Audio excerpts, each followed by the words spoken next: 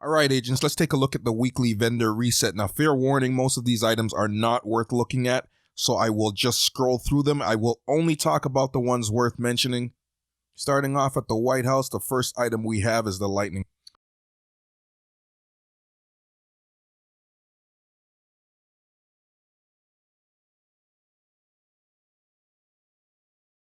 Now we have a 586 Magnum with max stability. Go ahead and pick that up if you need that for your library.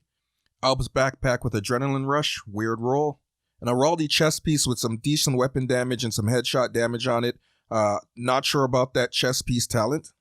And then of course some mods that we don't care about. All right, let's go take a look and see what the Klan Vendor has for us. Now, I'll be honest. Like I said earlier in the video, the Klan Vendor is probably the only vendor that has something other than Cassie Mendoza. We're going to look at this swap chain here real quick.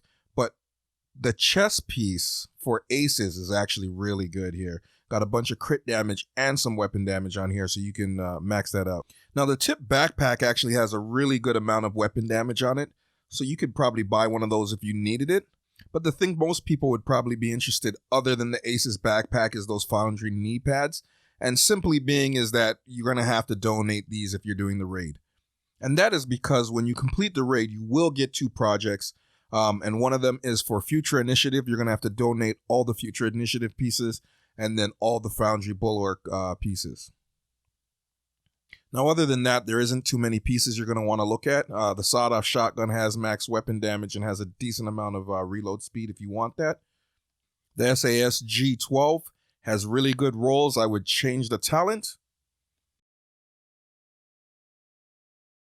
Grupo Sombra mask with a bunch of weapon damage and max skill haste. Now, this is really good because I think most people forget to look at that second talent on the Grupo Sombra, which is explosive damage. So if you're going to go ahead and build an explosive build, maybe use something with the Merciless, then this is a great mask to have. Now, if only this holster had some crit chance on it, then you could roll crit damage on it, but no luck. Now, let's take a look at the DZ East. Now, I'll be upfront. There really isn't much to look at. You got a custom M44 here with max damage to armor if you need that. Other than that, there isn't really too much going on. You've got some ongoing directive pieces here, a tip of the spear piece.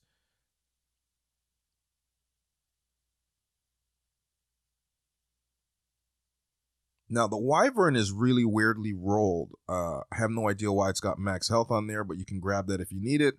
And then again, you know, some mods that we really don't care about. Now, the last vendor actually did have a decent mod. And it was a 6.5 damage mod for your Flyer Fly.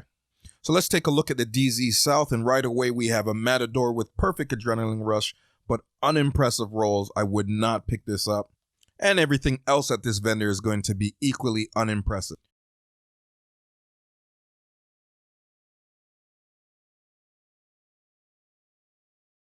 We do have an RK backpack with Vigilance, and Vigilance is always a good role to have. And we also have the chest piece with Empathetic Resolve if you wanted to work that in with a healer build, since RK does have 20% repair. Other than that, there isn't much here to look at. Let's move along. Now let's look at the DZ West.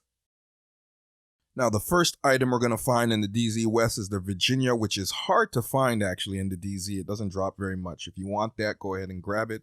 SAS G12 with a good amount of weapon damage on there and some swap speed. You can max out the damage to armor. Lightweight M4 with Lucky Shot. True Patriot gloves with 122k in armor. Hardwired knee pad, who cares? Walker Harris gloves with 10.4 weapon damage and some headshot damage on it. Nicely rolled Seska knee pads, 12.5 weapon damage, 10.2 crit damage. You can roll on crit chance on this or whatever else you want. And then we've got some mods you'd be better off crafting. Next, let's take a look at the campus. Now, on the vendor at the campus, the first thing we have is the Commando with a good deal amount of crit chance on it. The rest of the gun is pretty unremarkable. And it's going to be that way for the rest of the items that we find here, except for the Araldi Holdings mask, which is going to have 14.8 weapon damage on it. You can probably roll some crit chance or some headshot damage on it. It's too bad about the crit damage that's already on there. Mid-range DH holster, I would say continue to farm. And then again, some mods that we really don't care about. And next, taking a look at the Thader settlement. Now, the Thader settlement, the first thing we're going to have is a Tsunami. Very unimpressive rolls. And then continuing with a KSG shotgun. And I would say that everything else that's going to be here is actually not very good, so let's not waste any time. Moving along, let's go take a look at New York and check out the Haven. I can tell you up front that there's going to be nothing impressive at the Haven, and of course we know that there is also no named items in the Haven. Now, with the exception of the Gilligard backpack with explosive resistance on it and Wicked as a talent, and the Mirakombi holster, which has got 18.8 repair on it, I would say there's nothing worth looking at this first vendor. Now, moving right along to the second vendor, I can tell you up front, there's nothing worth looking at or even worth mentioning with the exception of the custom L86 A2, which has max health damage. Other than that, everything is actually pretty poorly rolled.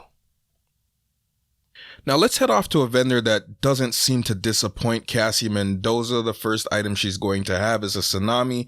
Again, this Tsunami is actually really decently rolled in comparison to the other vendors.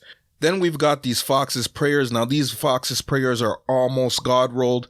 14.1 in the weapon damage category. Roll on some crit chance, some crit damage, some headshot damage. Whatever it is you need, I would say get a couple of these and then work it out. And again this week she's got the Shield Splinter. Very good rolls or attributes on this week. Damage to health, damage to targets out of cover. You're going to want to max out the damage to out of cover for multiplicative damage. Then we've got the Eclipse Protocol backpack. Simple there. Just roll on whatever you want in the one attribute. Then we've got some Outgoing Directive with 12.5 weapon damage. Again, simple. Roll on the one attribute you want. Some Ongoing Directive Gloves, 11.7 on the weapon damage. Then we've got the Foundry Bulwark Kneepads with slightly lower rolls than we saw earlier. Moving along with the Future Initiative holster. Again, you're going to need these to donate if you are doing the raid. So get yourself some if you don't have them. True Patriot Mask with a good amount of armor on it, 139k. And then we've got a FAL and another pistol. But we definitely want to take notice of the Hana U Corporation gloves that we've got here. Maxed out skill haste. You can roll out the max out skill damage or whatever else you want to roll on this gloves. And then finishing it out with what could have been a really nice Grupo mask. If you like weapon handling, go ahead, grab yourself some of that. I don't. And then the repair skill, of course, is probably not that useful on this brand set. And then, of course, ending it off with some mods. And that'll be it for this week. You know, I almost should just only do the Cassie Mendoza.